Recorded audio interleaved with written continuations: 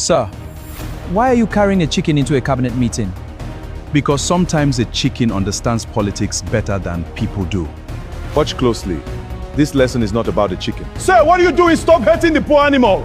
Be patient. The lesson has only begun. This is cruel. Let it go. Sometimes pain teaches what words cannot. The poor thing is fighting with everything it has. Because it still remembers the pain. I can't watch this anymore. This is cruelty. The poor creature has almost no feathers left. Keep watching. How can you remain so calm while it suffers? Because the lesson is not finished yet. Look at it. It can barely walk. Watch carefully. Haven't you done enough already? Grains? Why are you giving it food now?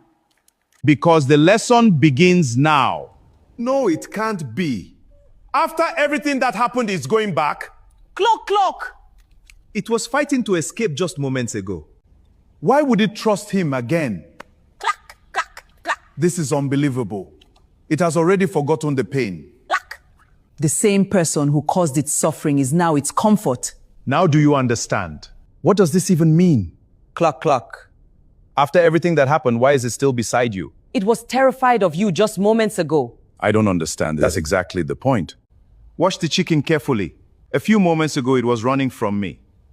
Now it sits beside me. All it took was a handful of grains. People are just like this. You take everything from them. You make them suffer.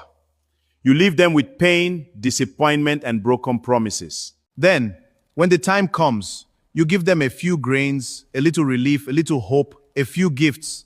Suddenly, they forget every injustice. Suddenly, they forget the suffering. They forget the pain. They forget every injustice. That's the lesson. No matter how much pain they remember, hunger can make them forget. A nation's future is shaped by the choices its people make. Stay informed, think carefully, and never forget the lessons of the past.